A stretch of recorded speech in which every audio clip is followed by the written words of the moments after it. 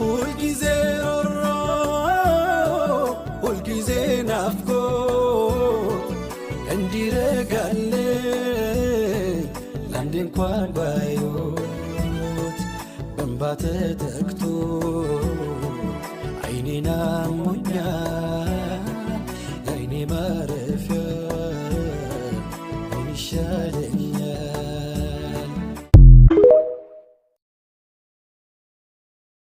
ሐዘንና ጭንቀትን ለሚያበዛው ወዳጅ ይህንን ግጥም በልለት። ቁል ሊልሐዚኒ ኢላ መልሐሙ ወጠጀሩ ኸፊፍ ዐለይከ ፈዐይኑላሂ ወልቀደሩ። እስከ መቼ በጭንቀትና ድብርት ራስህን ትጎዳለህ? ቀለል አድርገውና የአላህን ውሳኔ ያስታውስ። ፈሽሀድ ኢላሀል ወራ ፊ ኩሊ ናኢበቲን ወርደ ቢሙሪል ቀዳ የድኑ ለከ ዞፈሩ። ምንም አይነት ችግር ሲገጥምህ የዓለማቱን ጌታ አስታውስ። ጌታዬ ካንተስ ከመጣ መርሃባ በለው፣ በቅርቡ ታሸንፋለህ።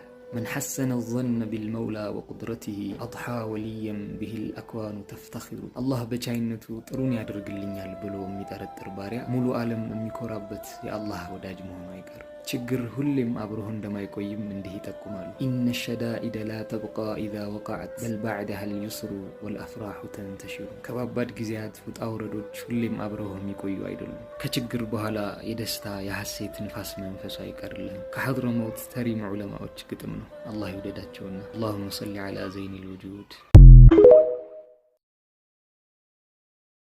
አንተ ካልጠላኸኝ ግን ግድ የለኝም አሉ ነብዩ ሰለላሁ ዐለይሂ ወሰለም።